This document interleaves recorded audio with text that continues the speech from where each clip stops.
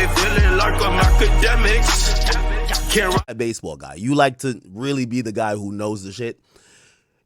You need to know the business, and everything else will make sense, right? When you see some random bullshit, and it might even be as bullshit as a rapper being unhappy, a rapper not dropping the music. If you understand the inside baseball shit going on, you'll always be fine. So there has been a deal to secure TikTok's life as a company within the United States, right? If you don't know the history of TikTok, TikTok was a social media company that was founded by a company called ByteDance, which is a Chinese company, right? I don't like to put it on the screen when I'm talking about it. So a Chinese company called ByteDance made TikTok. It surged to the top of the leaderboard, pretty much, essentially, as one of the most popular apps, but definitely the most popular app when it came to Gen Zers. So, you know, the youngest of kids, which a lot of people admit in music, they control the trends, they make the dances. They pick TikTok as their app of choice. This would be where they would, you know, do challenges, make, you know, dances to songs. And quickly it was realized that within the music industry, TikTok was very, very important in promoting music.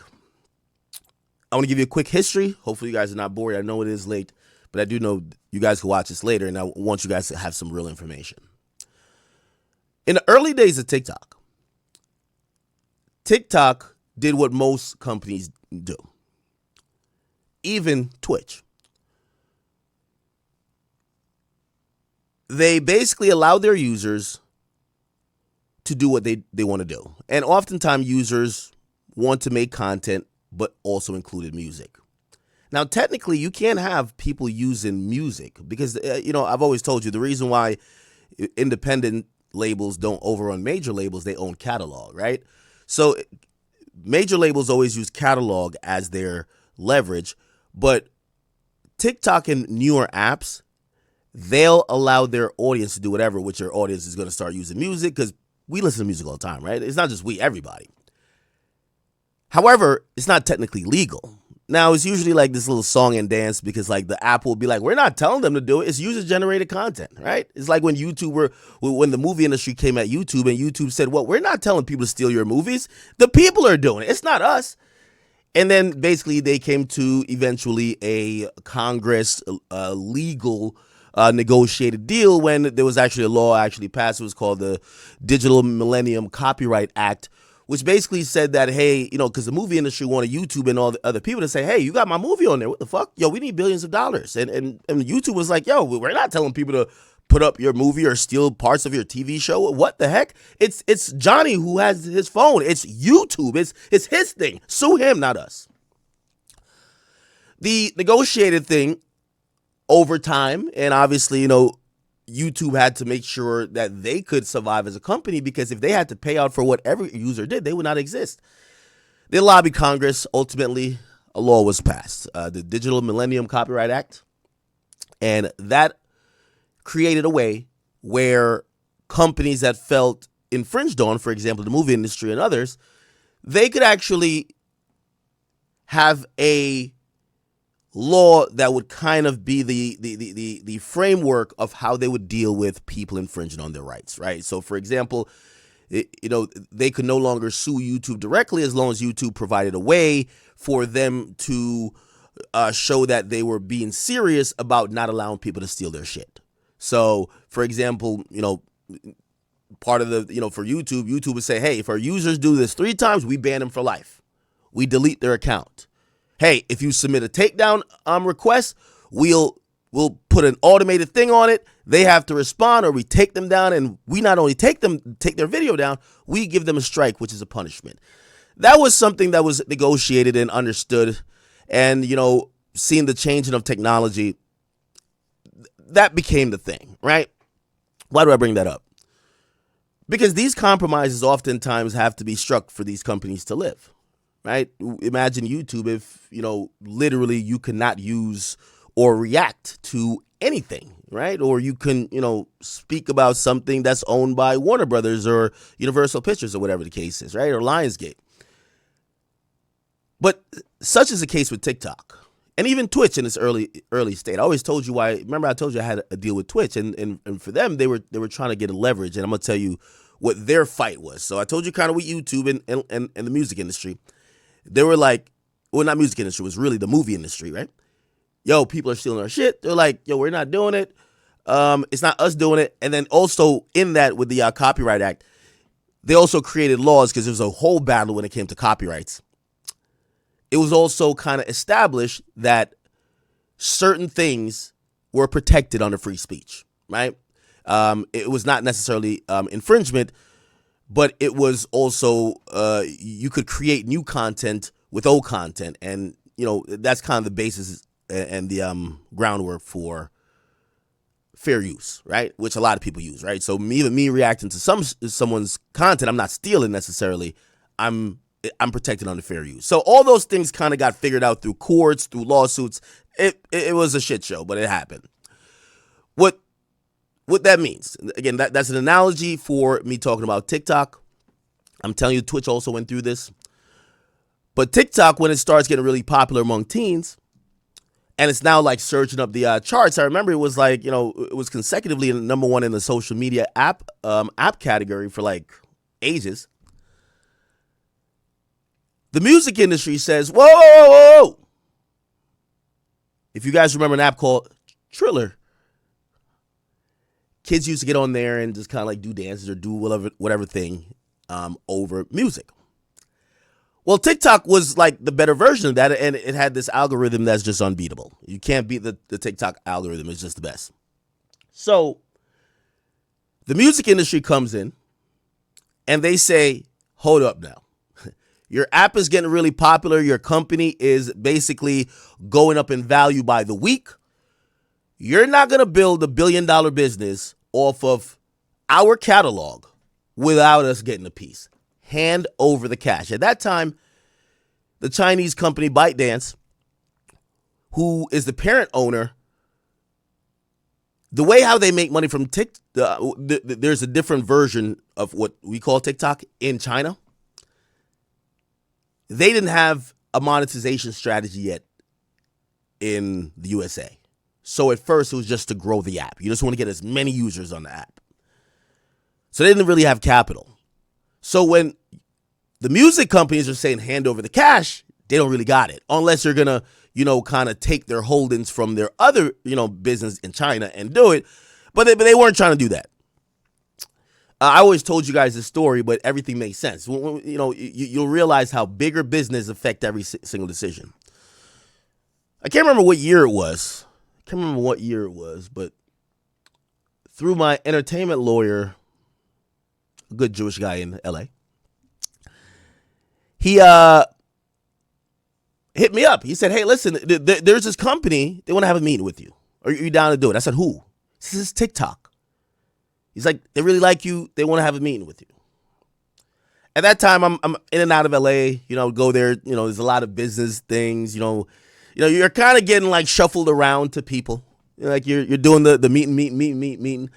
And you're hearing how everybody's interested in something that you've built that's worth something, and they want to either get part of it or they want to, that's how the game goes. And I'm taking all these meetings, and I'm like, all right, fuck it. If they say I should meet with TikTok, let me meet with TikTok. So I walk in and I go meet with TikTok, and I remember they gave me a really nice presentation. I went to Santa Monica, was their headquarters at the time.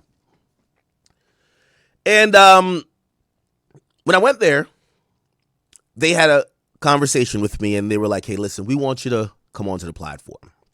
Their idea was this. Akademiks, you have this amazing brand. You're one of the leaders in media, independent media, but media for music.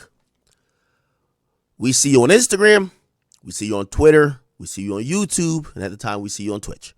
We would love if you could bring your brand over here and establish your footprint.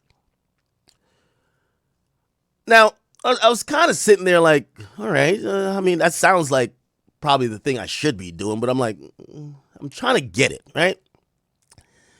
Now, in the meeting, I learned a few things. And this is why I say you have to understand big business to understand very small things. Because a meeting with me, respectively, it's not worth that much in the grand scheme of things of what we're talking about. By the way, for my business people who like watching me, just listen to the story. I'll get to it, right? But everything makes sense. In the meeting, they tell me, hey, we got some things to offer you. Now I look over to my Jewish entertainment lawyer, and I said, I knew you would take me to the money. Let's get to it. Now, I didn't really necessarily go there for money, but it's LA. TikTok said the opposite. They said, we can offer you a lot, just not money. I said, okay, that's confusing. They said, we feel that you might be someone that might understand our vision more than others. And I said, okay, give me the pitch. They bring up another artist, which we will talk about later in some drama shit. But they bring up an artist that at the time they were trying to recruit to TikTok. By the way, I'm going to explain also in a few why they were trying to recruit people. The artist in question was Blueface. They said, we had a meeting with Blueface. We wanted to recruit Blueface to TikTok. They said Blueface, I don't know if he took the meeting or how the correspondence went, but Blueface basically told him, if you want me on here, pay me or shut the fuck up.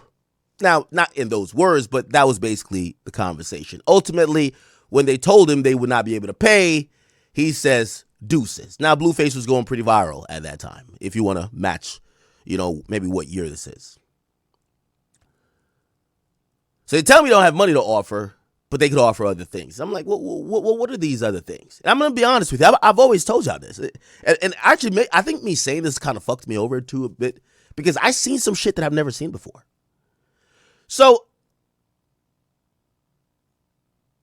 I never made a TikTok account, but I opened my phone in the meeting and I just made an account. And I forgot what it was like. Sometimes when you can't get the username, you just suggest some other shit. And I made it right there. And they said, okay, that's going to be your account. And I'm going to tell you the truth. I've never seen such a thing like this. Right in front of me, across the desk, I see they're on the computer. Someone had the original name Akademiks. They kicked the person off. Literally. Delete your name. It's like, wow. I'm like, that's kind of quick. I'm talking to the person here. And then they literally tell me, they said, this is what we're going to do. We want to encourage you to be on the platform to post content. We are going to tweak. What they called it to me was flipping a lever. We're going to flip a lever and it's going to make your visibility 1,000 times. They didn't give me a number. They just said you're going to be focused on and you're going to gain an audience. And I was like, what are they talking about? Anyway, I sat through the meeting and I want to tell you that I understood what they meant. For the next 7 days, I went from 0 followers to 700,000, 100,000 followers a day. And I did nothing. That shit I was like, wow. Now, at the end of the day, I felt that was a good meeting for me. The reason why they wanted to have a meeting with me, they felt like they could offer things, and they had like a program. They said, right now, TikTok is all about trends. We make the trends. I'm like, what? It's like, we make the trends. We're going to put you on an email list. I still got the emails. And we're going to email you what's going to trend for the week. If you want to rise to the top of the algorithm, your account is already preferred. Just make anything with that. You're going to go crazy. Now, I didn't really make TikToks, but I just stayed on the platform. But 7 days, 700,000 followers. Now, of course, I think my loud mouth, you're getting a finesse. I didn't think it was a finesse. I'm just thinking it's nothing. I'm like, what? I think they took me out of the program and the lever stopped. Definitely. Because I went from getting 100,000 followers a day and then afterwards it was like 4,000. So anyway, and I think it's because I mentioned it online. because I was like in disbelief, right? But you know me, I got a big mouth. Pause. Okay, why am I saying that? The reason that they were recruiting for one singular reason. They were getting pressured by the music industry to cough up a large sum of money for people on the platform that were using their music in the background of their videos. So Universal Music, Sony Music, Music Entertainment, and also Warner Music Group said to TikTok, "You're using our motherfucking songs. Pay the fuck up." They don't have that much money, but they have the users, and they start to get in a negotiation with UMG, Sony, and Warner to say, hey, you guys are hitting us with a crazy price because you don't understand what we're doing. By the way, the reason why I said Twitch had the same conversation is that UMG pulled up on Twitch, owned by Amazon, the same way at first. Because the music industry usually thinks you're stealing our shit. TikTok and also Twitch, right? They realize in negotiation, if someone thinks you stole from them, the price is probably 10 times more to pay for the theft, as if you could convince the person who thinks you stole from them that you were actually promoting them for free. It's a difference between billions of dollars in what would eventually become a licensing deal. So essentially what TikTok did was, in recruitment, they were trying to get rappers and artists, music media platforms to their platform, that when they are in negotiation with the music labels, they can say, hey, your artists are coming here. Look at how your artist music is getting boosted. They had stats that they would provide to music companies, say, look at this one song. After it went viral on our platform, it went on the charts. We didn't steal. We're promoting for free. With that understanding in mind, the music industry started looking at them a little bit different. Wait, hold on. We're seeing direct correlation between TikTok's trends and songs popping up. Safe to say later on they secured a deal. They secured a deal. The deal's a licensing deal. It allows TikTok, your favorite, cousin could be on there doing goofy shit. Ty Little could be winding up his waist while he plans his next backdoor. Yep. And you could have whatever song in the background, Drake, Uzi, whatever. That was a licensing deal. So TikTok survived the music companies getting at them. Well, shortly after, the app is now so popular, so influential. I don't know if you've been, don't call me Jay-Z or nothing, okay? By the way, this part's a joke, but don't call me Jay-Z or nothing. But from time to time, I might have dated a girl that might be like 23, right? And if you're with anybody, I think really under 25, they're glued to their phone like this, and they scroll every 2 seconds. It's TikTok. That's it. Okay? And the Jay-Z thing is being tongue-in-cheek because I think it'd be a little bit younger for I'm playing. Anyway, the point was this. The app is so influential that everybody's now saying, what is in the fucking secret sauce? What is this? Why is it so addicted? How does it have everybody doing these dances? How does it have everybody mind programmed?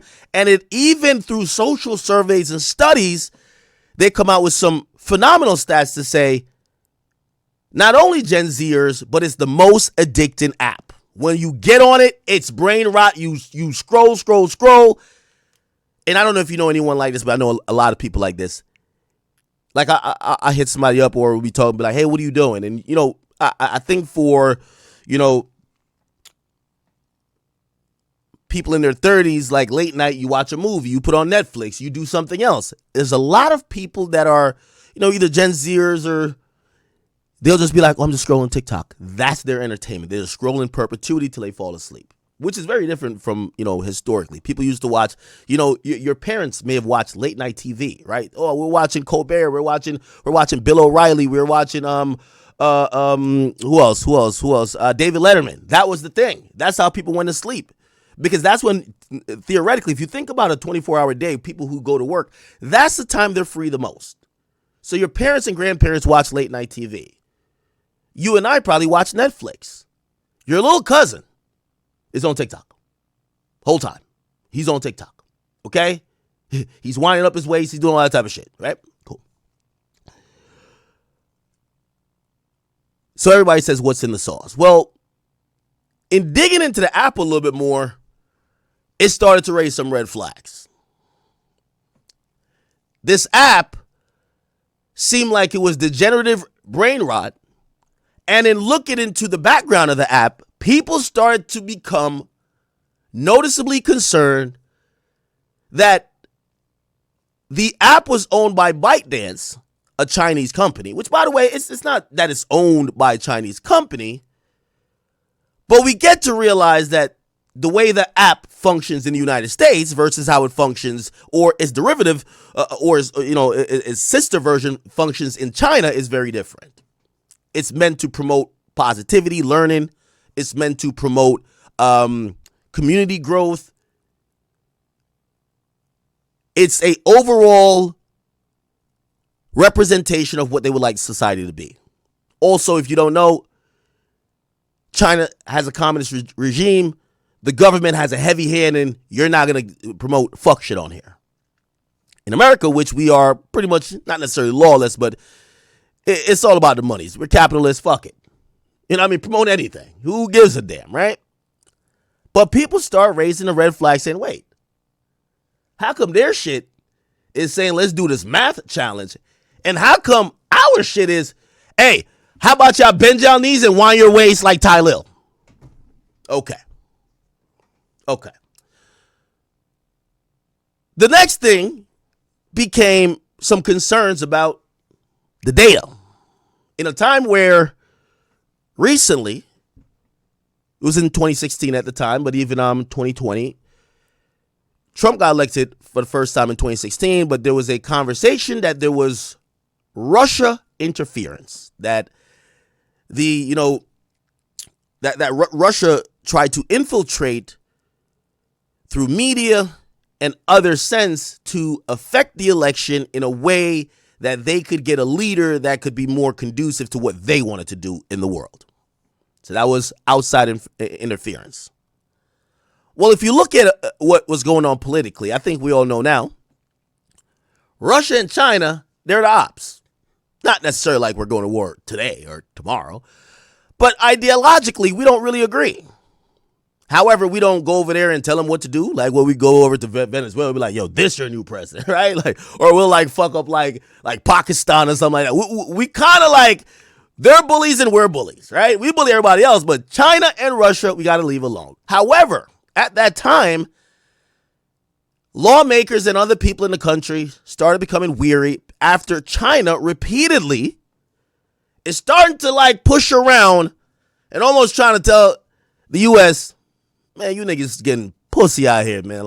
Man, it's a lot of geopolitical, jostling going on. Now, there's a Taiwan story in there. We won't get to that. People realize about our dependency on China. They're making all the chips. Whatever. So lawmakers say, wait, hold on. If we're thinking that, yeah, it's a Chinese company, whatever, but if it's the biggest tech company or social media company, given the fact also we had just came off a time where Congress was, there was heavy conversation about censorship, suppression, maybe how much of a role social media suppressing certain views or whatever, how it affected elections. Could China do what people accuse Russia of doing if they control the most popular social media app? Let's say they didn't want a Democrat in office. If they control the app and the algorithm, maybe they could just hit a lever. Now, everything that you're seeing would be representing the other side. It would give them an advantage that's probably worth billions and probably could tilt and influence how people would vote, flip an election. Powerful. That's how you infiltrate the enemy from outside. Then the data question came up. Well, we're signing up. We're giving addresses, names, shit. I think they might actually feel a little bit of DNA at this point when you're starting to get onto these social media apps. If they know the demographics because they have the signups, and they know the behavior because their algorithm tailored to your behavior, whether you watch a video for 10 seconds or you flip up immediately or you hit don't show me this again or you just like watching bitches or you go to cooking things or you constantly search recipes, whatever, they know your behavior without enlisting spies. They have now mapped what the majority or hundreds of millions of people in the United States, how they use or how their behavior is. So it comes up in Congress, we got to get our data from out of China. We got to get it out of China. We find out that the data center is in China. By the way, there was numerous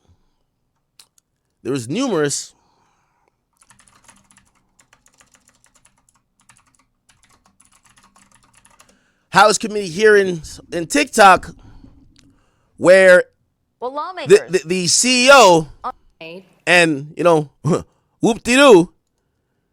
Hold on. Chinese government. The CEO, you guess what he is. It's not like that a black nigga running the shit. Like, China owns us, but since this is the American version, the CEO is black. Yeah, all right. So I remember watching this whole thing. They were grilling all the social media companies. But this guy, he went up there, he said, yo,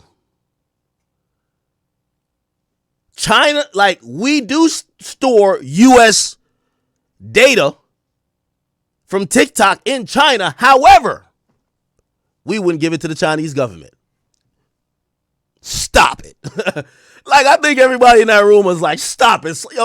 Yo, Jackie Chan, cut it out. Yo, Jet Li, get the hell.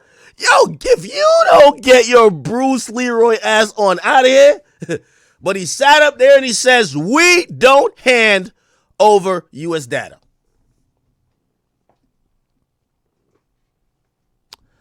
Lo and behold, even Biden, who was asleep at the wheel, heard loud calls from everybody in every corner, every aisle, in politics to other businesses who were competing with TikTok to say, we don't have a version of Facebook over China. Why the fuck does a China company got a version of, what's it called, Douyin, whatever the fuck their version of TikTok is called? Why they got that shit over here? And I get it. The freedom of the market. But why is our data stored over there? So it was then put into the political aisles. Should we ban this company? Or what they call force that company to divest? They ask China, they say, hey, listen, are you down to sell to an American company? ByteDance, which is a Chinese company, said nope. They tried a couple more solutions. They said nope. Ultimately, they said, all right, fuck it. We got to play a hardball with you. We're banning your ass. And after seeing that, their product that's now worth billions, tens of billions, was going to just go poof. Because if you're banned, you're worth nothing. They eventually came to an agreement to divest. Now, this deal was dragging its legs for a while. TikTok was actually off the market for a bit. TikTok realized Trump was one of the main people at first saying, let's get TikTok the fuck out of here because China. But of course, later, when TikTok realized that he was going to be the new commander in chief, because he wasn't at the time, it was Biden, TikTok started supporting him, and actually they show their real power. Allegedly, their algorithm helped Trump gain more promotion than any other political candidate. What happened in 2024? Trump wins re-election. Trump's opinion of TikTok suddenly changed. He actually even said it. I like TikTok now.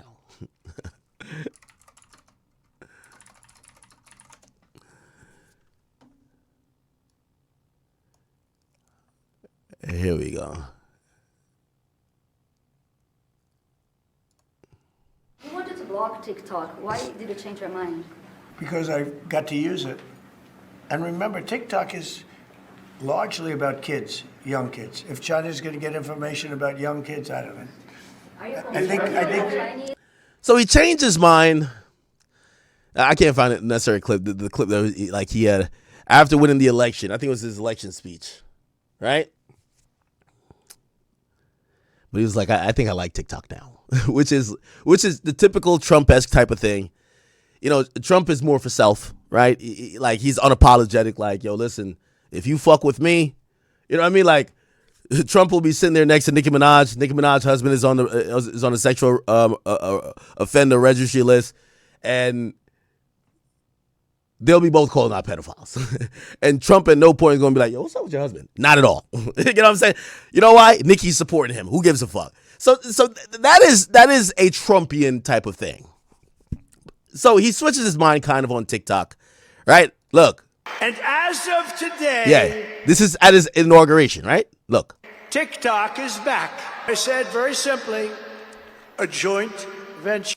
Okay, so TikTok... They realize you got to cozy up to Trump to get what you want, kind of like what Nicki Minaj did, and she got what she wanted, that gold card. And Trump says, you know what? Because there was a deadline that they were going to get banned. Trump signs an order to say we're going to extend the deadline. They were dragging the feet. Yes, so it was gone for a while. He brings it back. He extends the deadline. They do it 2 more times. And let me start getting to meat and potatoes, and let's do business 101. As of 2 weeks ago, TikTok has been divested. Okay? I want to give you the details of this deal. And I know some of you guys might be like, oh, why do we care? You're going to have to care. Because as TikTok is still one of the most influential things when it comes to music and music catalog, who owns it and who gets to manipulate it will always matter on what you're seeing. Okay? Remember, the reason we're talking business is that when we get to culture shit, that we have a little bit more information to be armed with, that we don't think everything is random. Things are not happening because there is a puppeteer. And we're going to realize some of the same players who keep coming back and back around. They put out a press release. The press release is dated January 22, 2026. Now, this is the announcement that there's a joint venture. And the joint venture is that it was divested. So ByteDance owned TikTok wholly because technically, and what was decided by the Trump administration and even the Biden administration, is that TikTok cannot be owned by a Chinese company. Now, it's not that it can't be owned at all by a Chinese company. It can't be the majority owner. So divesting means you're going to sell parts of it, and you got to go from being a majority owner to a minority owner. What was agreed upon in Congress is that ByteDance has to sell off or give away or divest at least, it wouldn't be like 49%, 51%, at least 81, I think it's 80.1%. So the max they could keep after the thing is like 19, but just on a shade under 20%. The deal happened, and let me give you a little bit about some of the partners, and I'm going to tell you why this is all going to matter, because you got to know who's running these companies, because they get to put their imprint on these companies at what we're going to see. So, They do this joint venture. Okay, they say apparently it's 200 million Americans and 7.5 billion businesses are still on the platform. I thought it was more. How many people on TikTok? How many? Oh, it's Americans. How many people use TikTok? Oh, 2 billion globally? Okay. Yes, so outside of China, it's one app, right? But the US has like, was it 300 million people on there, right? Cool. So they kind of give this whole little, disclosure. We're doing it for data protection. Now all the US data will be now protected by USDS joint venture and Oracle. Now, this is where it's going to get interesting, chat. And this is where, when y'all say why we talk business, because we got to figure out what's really happening in the world. Oracle is a company. They blew up largely because of cloud technology. As people needed more, people needed to access information remotely. They became one of the biggest companies that did cloud technology, usually mostly for business at first, but it kind of spread out and they started doing other things.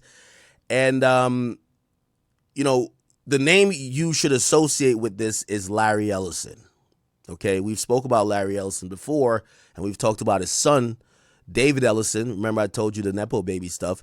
David Ellison is the guy who is running Skydance, not to be confused with ByteDance. That's a Chinese company. He's running Skydance. They're now trying to buy Warner Brothers versus Netflix, who's trying to buy it as well. And they've offered a lot of money. And essentially, their whole bid against Netflix is that we could pay more for this.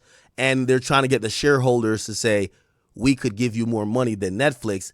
And when asked by the board of directors for Warner, how could you promise us that we will get paid this, because companies could go bankrupt? They say, well, David Ellison says, well, my daddy is the second richest guy in the world, Larry Ellison. Okay, Larry Ellison, remember, Oracle.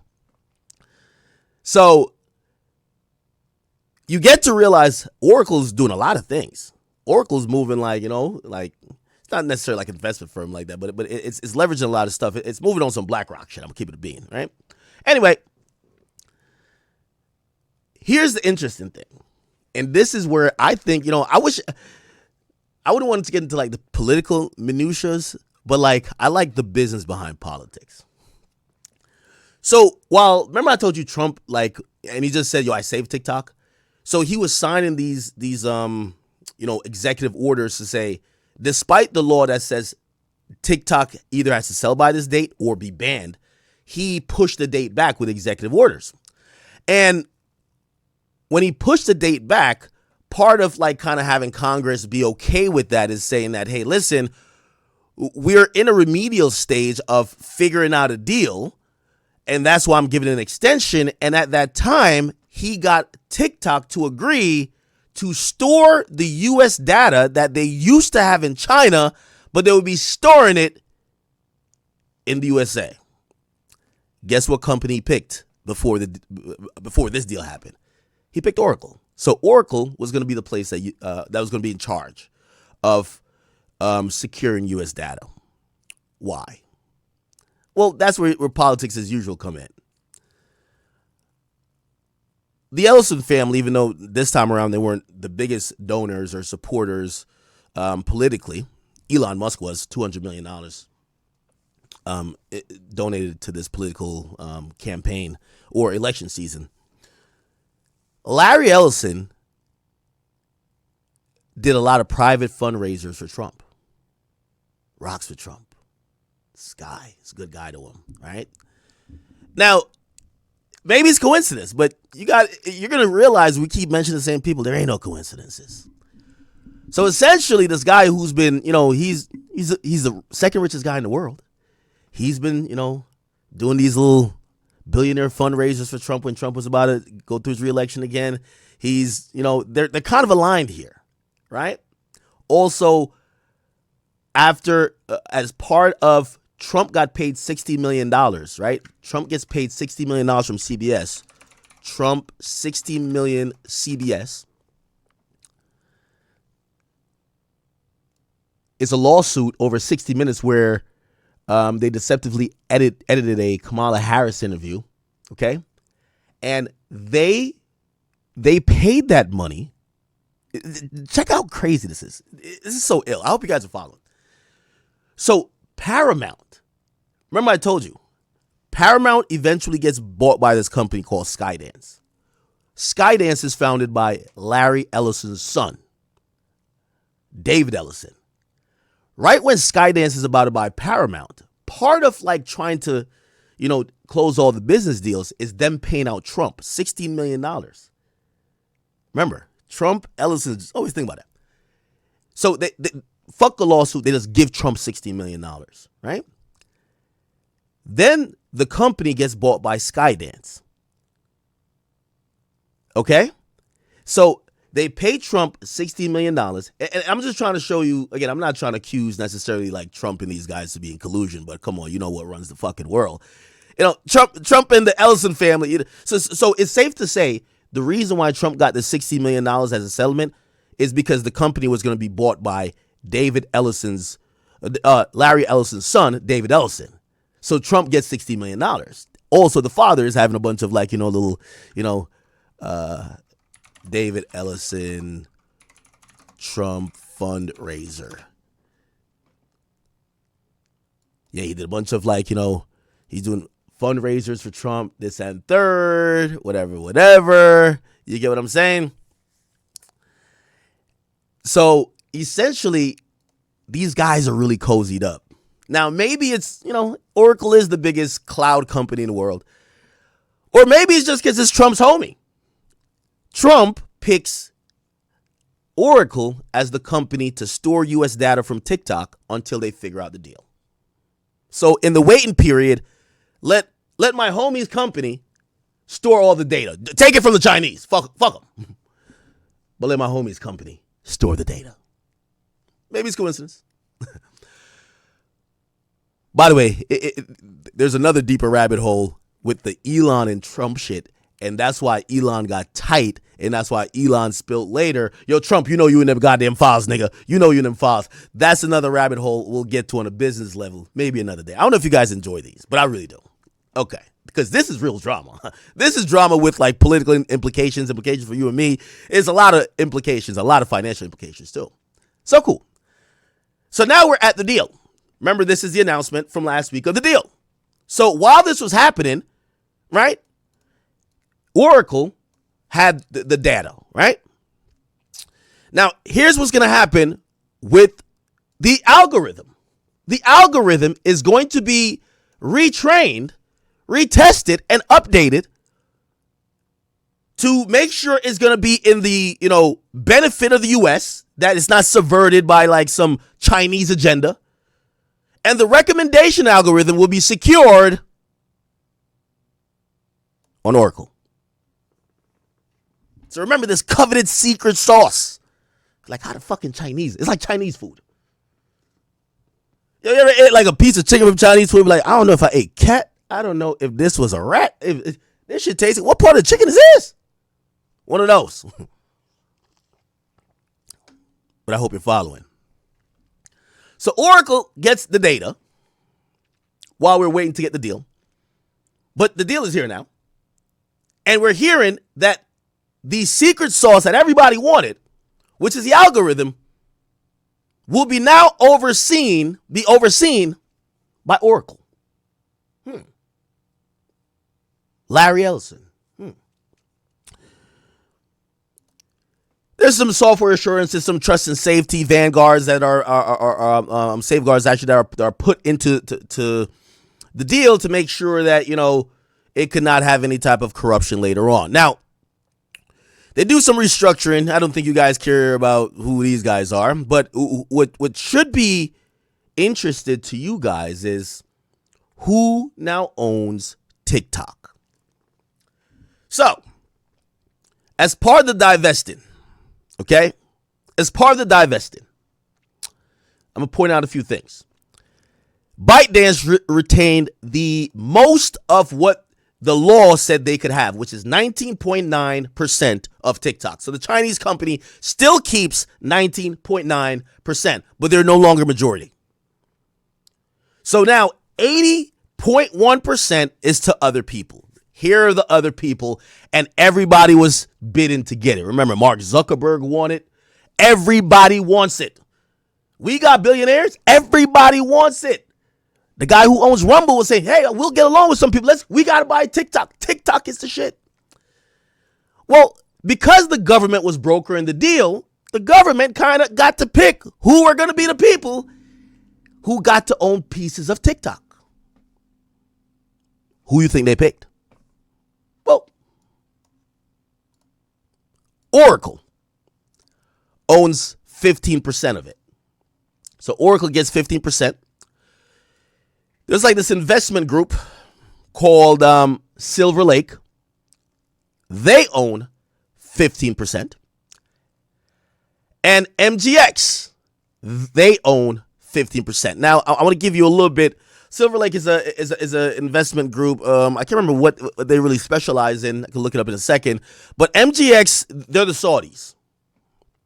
Now, I know you might be like, why the hell did we go sell part of TikTok to some Saudi Arabian niggas? You know what I mean? Like, one of them, I don't know about that part of the world. So, I don't know if UAE, Saudi Arabia, close, whatever. Anyway, why the fuck? Well, this company they specialize in AI. Oh, and I did miss part of the story for y'all. I missed part of the story for y'all in the Oh, actually, we'll get to that afterwards. They specialize in AI. Okay. So it's a Saudi company, but they specialize in AI. They have 15%. Oracle has 15%, and Silver Lake Group, they have 15%. Okay. Other than that, and by the way, also with that, they get CapCut, which is the app, Lemonade, or whatever the case is, right? There's a couple other people who get pieces of TikTok. So already now we have 45%. So 20% ByteDance keeps. 40% is over here. So that leaves 20 and 45. That's 65. So there's 35% left, and it gets split up among a bunch of people. And I think you guys are getting my drift here. How do you think these people are picked? Random? Just pick it like bingo? Put your hand in the box? Or do you think whatever it is? Just think about it. Now, we all know money runs the world, but it's important to know who has parts of this because it's going to matter in decisions we see later. It's the reason why I tell you that, Chinese have also been trying to, like Tencent, they keep buying up the music industry. They own part of Universal. Why do the Chinese who don't speak motherfucking English keep buying part of English music industry? We'll get to that another day. So Michael Dell, the guy who founded Dell, he gets some Vasmir, okay? It's a bunch of people, like, you'll know some of these names. You're seeing companies, or you'll know some of these names if you kind of like look up what they do or what they're associated with. But these are no like bums. These are guys and women who are already heavily funded, and they're heavily invested all over the place. Okay? Now, the way how this was picked, I think that's going to be the controversial part. Feels like everybody who cozied up to Trump got TikTok. Okay? So if you were an op of Trump, and this is why, let me give you like a quick joke, and I know you have like an actor, you're dragging this, but this is business. We got to talk business, right? It was so interesting. Hold on. What is it, Apple?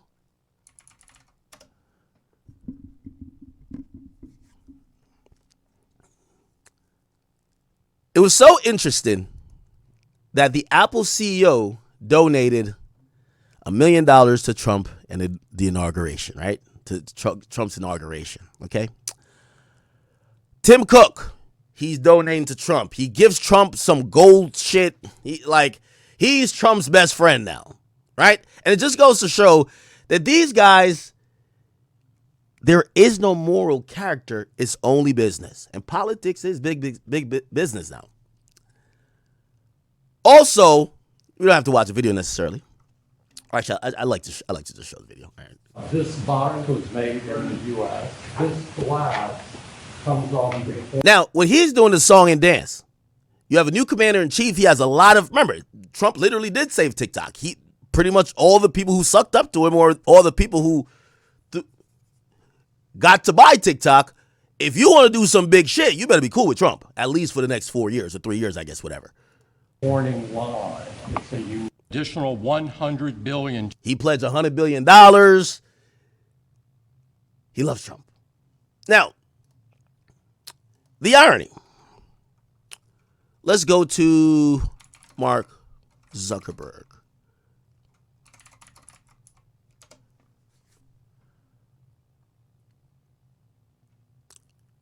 Now, Mark Zuckerberg, okay?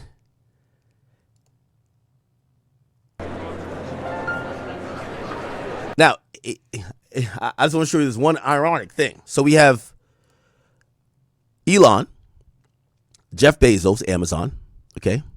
Mark Zuckerberg, Meta. Now, the interesting part of this, right? Remember, this guy owns Twitter. This guy owns Instagram and Facebook. This guy owns Amazon. The reason why I'm saying it's business as usual, y'all remember in, at the end of his term in 2020, Trump got banned. Trump got banned from social media. Yet when he finally wins again, guess who's right there cozying up, laughing like they didn't ban him from their platform, sending a message like he was a fascist or whatever. The guy who owns Meta, you had to agree with the ban, which, by the way, he later walked us all back saying they were being they were being told what to do by Biden's government. So now Biden's out of there, they're fucked with Trump. You know what I'm saying? So you see him kicking it. They banned Trump on Twitch. They banned him like it was me. Who owns Twitch? Amazon. Who's the guy for Amazon? Him. They're all cool now. You know what I mean? Basically, all you got to do is win. Right? Anyway. So all Trump homies, they own TikTok now. Right? And I know I dragged the story out for a long time, but I hope if you kind of listen to this, I don't know if you're interested in business or whatever, but these are the things that kind of, matter. The last business thing, and not necessarily has to do with politics particularly, but it has to do with the music industry, is just like I just mentioned with Trump and how Trump through, TikTok got taken off the market and he brought it back on the market. So TikTok had to listen to him and pretty much do whatever he wants. They had to be his bitch, right? That's how negotiations work. You got to walk away from the table. TikTok wasn't agreeing. They thought the U.S. was bullshit and said, nah, y'all ain't going to ban us. We too big. We TikTok. Banned. And after they get banned, oh shit, you know what I mean? That's when you get the best deal done. Similarly, what happened in the music industry. So in 2024, I'm not sure if you guys remember this, UMG removes music from TikTok. Okay? In early 2024. Now, remember I told you UMG licensed their music to TikTok? Well, every couple of years, they got to re-up the license, right? Same with, all these places that use UMG's music. You don't own it. You can't buy a permanent license. You license it for a little bit and you come back. It's like when these television networks license the NBA products. They got to come back and do these TV deals. Now, the reason why this happened wasn't actually maybe what you think. It wasn't necessarily about money, even though UMG and usually the music business, they're very money hungry, right? It's the reason why they look at anybody playing their music as complete theft. They look at stealing. So they're not thinking promotion. They think you stole money from me, right? And oftentimes they got to get convinced that it's not stealing, it's actually promotion. There's a symbiotic mutual type of understanding that they could come to where this company helps you promote easier and this and third, you should be leveraging, not trying to, get them out of there, right? When this happened, UMG realized that TikTok was getting his arm twisted by the U.S. government. So the U.S. government, and so it piggybacks off the other thing I was telling you about, right? So remember this whole thing, like Trump is saying, y'all got to figure this shit out now. Everybody in Congress in Washington is saying, we're going to ban you. Universal takes advantage of that and says, you know what? Yeah, fuck y'all. Take our music off of there. They do it during negotiation. Why do they do it? Well, some would say, well, that's the best time for you to get the most amount of money. Now, again, they're money hungry, but that wasn't necessarily what their aim was. Their aim actually was, unlike in the 2000 era, right? And if you guys know the history of music, back in 2000s, labels were being told that, hey, the product of a physical CD, people are now getting easier ways to rip. The technology is becoming up to standard and up to par to deal with these WAV and MP3 files, and they could be transferred peer to peer in a way that's unregulated, and it could be duplicated in perpetuity, which means once someone gets your physical product, they could then give it to everybody in the world, which eliminates the need for them to buy your physical product again. The music industry says, fuck y'all. We don't believe that shit. Y'all ain't about to do that. Well, here comes Napster, here comes Kazaa, here comes all the music piracy piracy companies. And what ends up happening, the music industry goes in a tailspin. Piracy fucks everything up. They don't know what to do. Everybody's losing money. And it's not until later they kind of figure out that streaming is a viable option to try to combat that. Because at first they were trying to fight piracy, through the courts. This is where, they were taking aim at different things. We even see that they're like, yo, look at these mixtape guys. Let's DJ Drama and them get arrested. They're trying to sue Napster and all these other places. Doesn't necessarily work out. They're basically chasing their tail around. It was a never ending thing. And the movie industry was going through it too as well. So during that time, they learned a very valuable lesson. If you see a disruption come into your business practice, you need to figure it out before you get there. When they told you beforehand that people could duplicate CDs and share the songs without ever needing to go back to Best Buy to buy another CD, you should do something now to stay ahead of that. They didn't. They learned. In the early 2020s, the biggest conversation has been, if their leverage on every company that needs music is their catalog, their biggest competitor is AI. There's a couple of companies that will completely make an AI song for you. We seen during the Drake and Kendrick battle, there were songs that would come out completely in Drake's voice or even Kendrick's voice or whatever rapper's voice. And there was companies that were now getting a startup that was saying, hey, listen, we could just use the voice of Lil Uzi. I love, you guys might not like this. Lil Uzi Vert, Codeine Crazy. This is AI.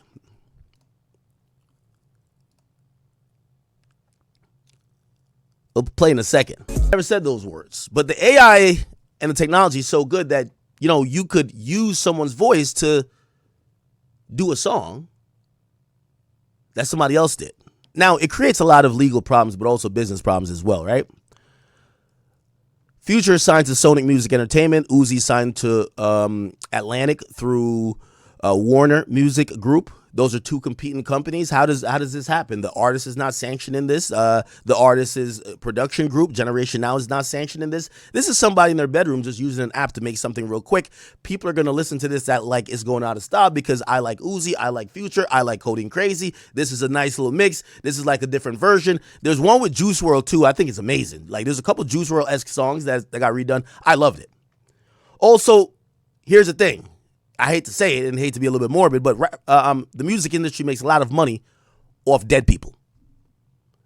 When an artist dies, their catalog is memorialized, usually idolized, and usually gets played in perpetuity because that's the last remembrance of that artist.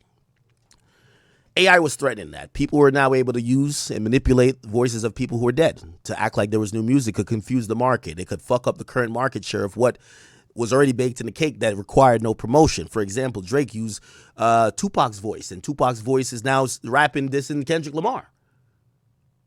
without permission. So essentially what turned out and ended up happening is that the UMG bosses, and really I would imagine bosses at also Sony Music Entertainment and also Warner Music Group, they also started thinking, we got to get a handle of this.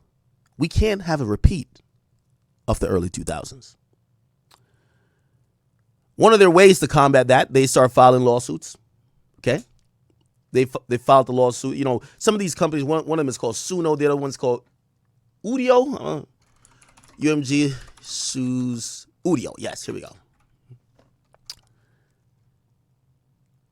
This is another. We got to talk about this another time. Remind me. This is another thing. Somebody just stole the entire music catalog of all the labels, and they're trying to put them out for free, not as streaming, just have them there that people could download. And there's a big lawsuit over that.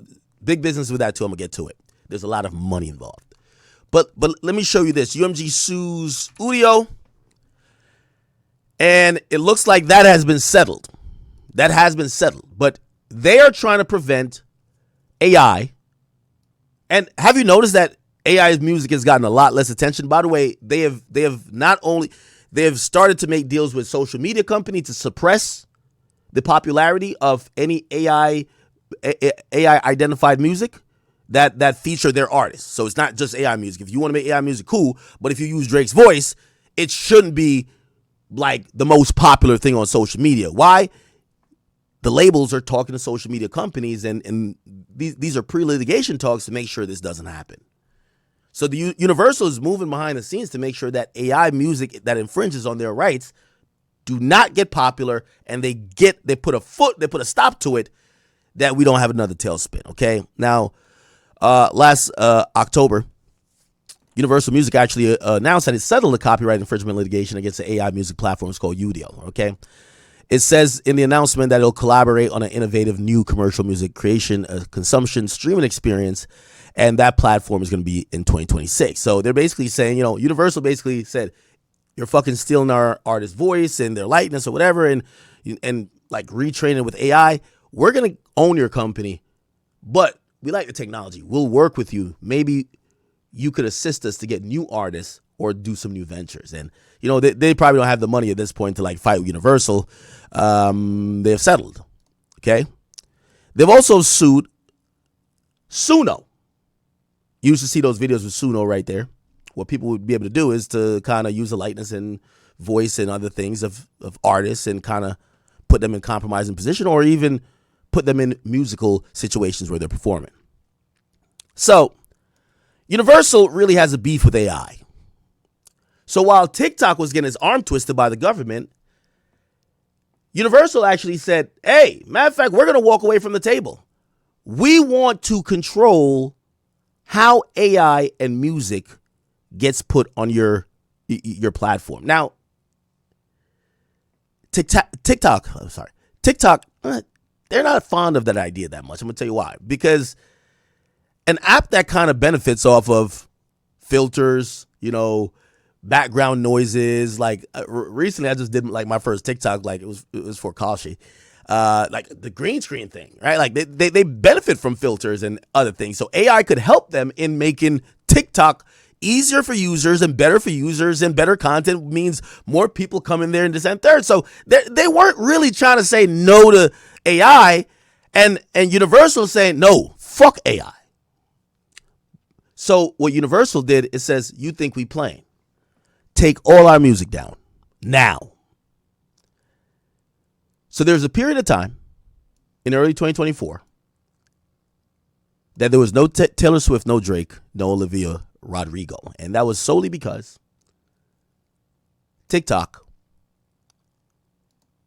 did not respect the rights of the UMG artist catalog. And by the way, artists were kind of with UMG in a rare move, because usually artists don't like their label, but they agree, like, imagine your favorite rapper is now competing with a AI version of himself that's making better songs. He's high as hell in the studio. He fell off already. And there's some kid that got the sauce, but now he's using your favorite artist's voice making better songs. Like, you see what a pickle that could be. So the artists agreed with the labels. Yeah, fuck that AI shit. You know what I mean? Like, we can't give them other options. What the hell? Like, I'm not going to lie to you. I heard some AI songs. that were better than the actual artist song. They were both in the same voice. So that was a problem. Okay. Now, there's a quick interview, and that will be that's my business. What day was today? Monday? That's my Business Monday rundown for you of TikTok and what's going on. And I'll give you a little forecast of what I think is going to happen, and then we'll just move to other topics. But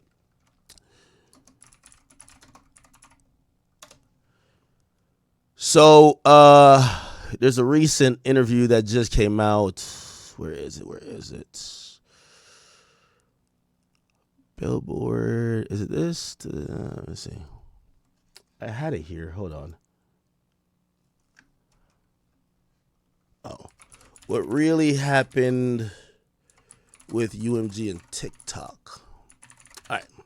It's a YouTube video. Here we go. Yeah, Billboard put this out 4 days ago. How is the world's biggest music company? By the way, I spend a lot of, if you wonder what I watch or whatever, after I'm done watching all the bullshit and I go into the female T pages to see who's fucking who, I usually have to enrich my mind, and music business worldwide is really good. There's one for radio and some of the sort like that. And actually, Billboard itself is a really good website. It's not really just only for charts. The charts is just one portion of it. But Billboard Pro, you guys should, if you ever care about music business, you should read stuff over there as well. All right. Anyway,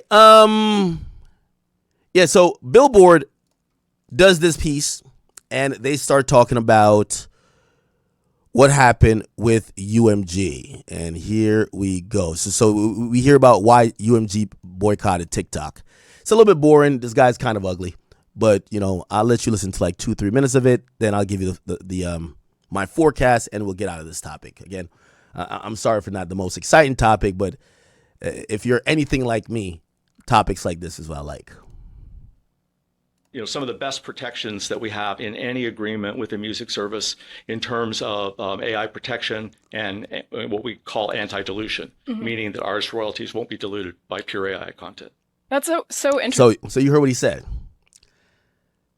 And by the way, this is the chief digital officer and executive vice president that's speaking.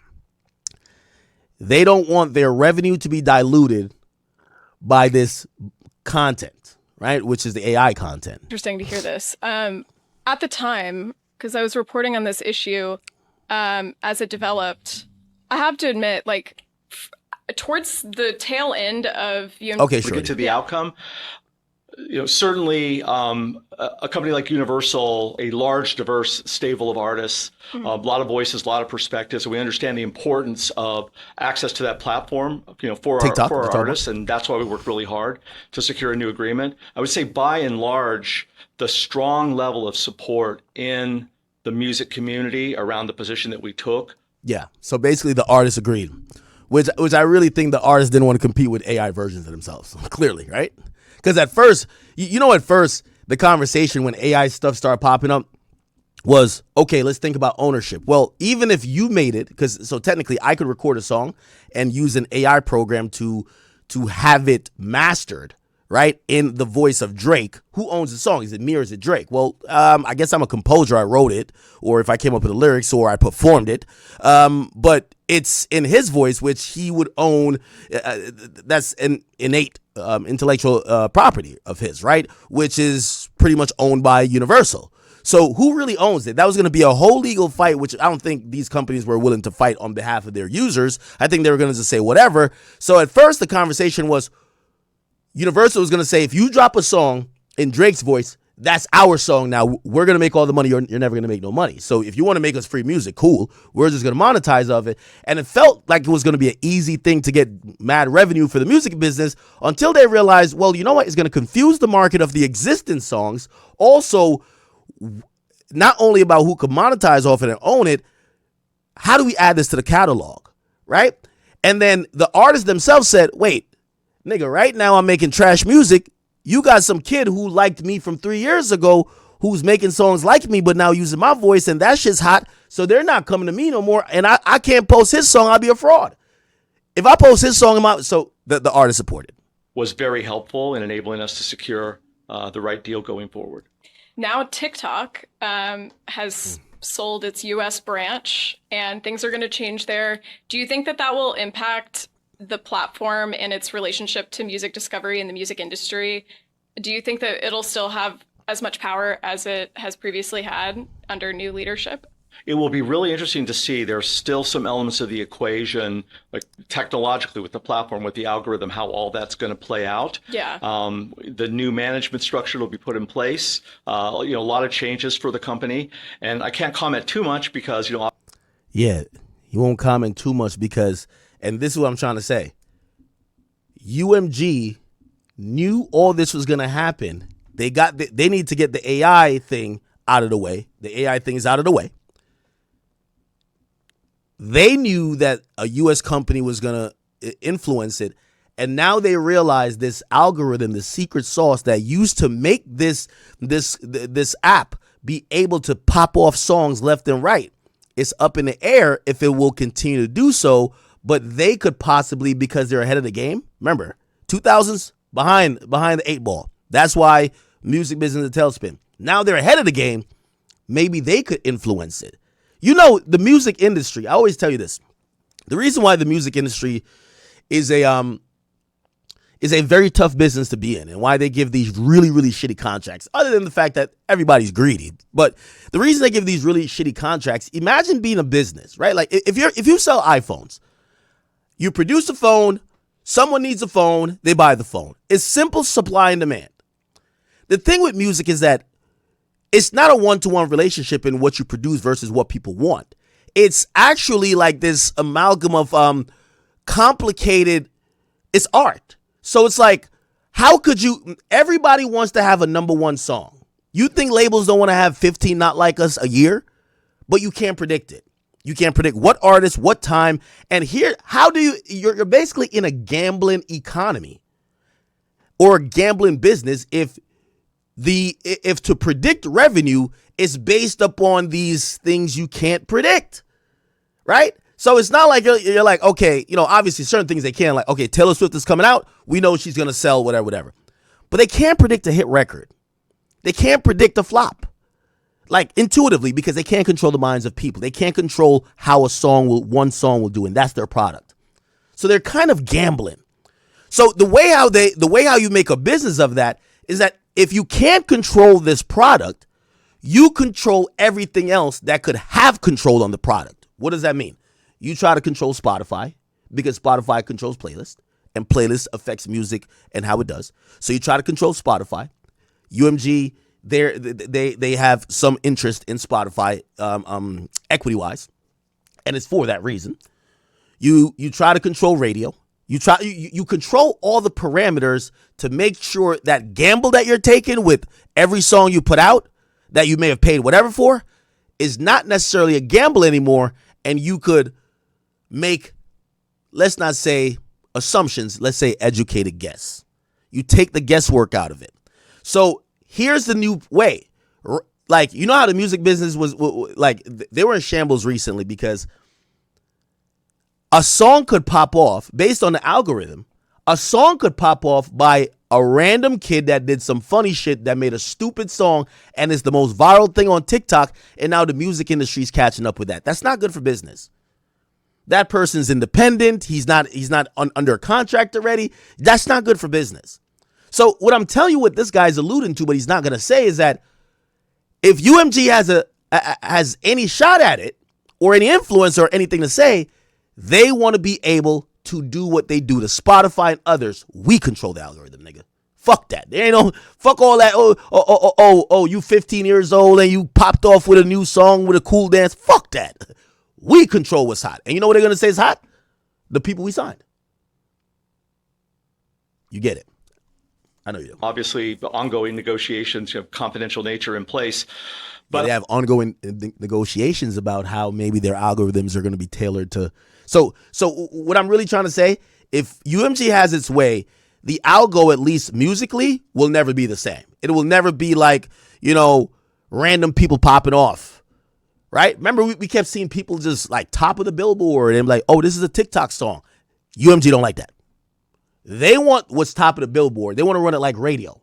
Like radio has always been ran. We give you what's going to be hot. You make it hot. That's why they had radio programming. Spotify, we tell you what's going to be, what's going to run your playlist. Apple Music, we tell you what's going to run your playlist. Right? So you're not gambling anymore. If I get to control what's hot, it's basically a Ponzi scheme, right? Anyway, not really, but kind of. Anyway, I'll let you hear 2 more minutes of this, and I just gave the forecast, so we're kind of done. But I think that having a U.S. TikTok entity with the importance of music in the U.S. market, and what we feel with Universal Music, the importance we bring to partnership in a U.S. centric conversation is a good position to be in. So we're looking forward to engaging in conversations to try to figure out what the next win-win looks like. Yeah, I'm super interested to see how the algorithm changes personally. Because, I mean, artists are like living and dying by this algorithm, trying to chase it and all of its changes over time. So I'm very curious to see how that shapes up. But I wanted to move on to AI because we can't get away from that topic. Okay, so I think we'll end it there. And I just want to do a poll real quick. 1 in the chat if you enjoyed this segment, 2 in the chat if you didn't, and 3 if you did, but it wasn't too long. Again, I like to go through these breakdowns because I guess I went through an hour of conversation to tell you that the algo is going to change right now. Right now. The algo is going to change, and when you stop seeing what you've seen, and we're talking about music, and we're like, this conversation is going to memorialize why it happened. Right? More to come. All right, thank you guys, by the way. Yeah, you guys seem to, you guys watch me. I know we're like-minded to some extent. All right, guys. It looks like, let's get to some bullshit. I know it's late.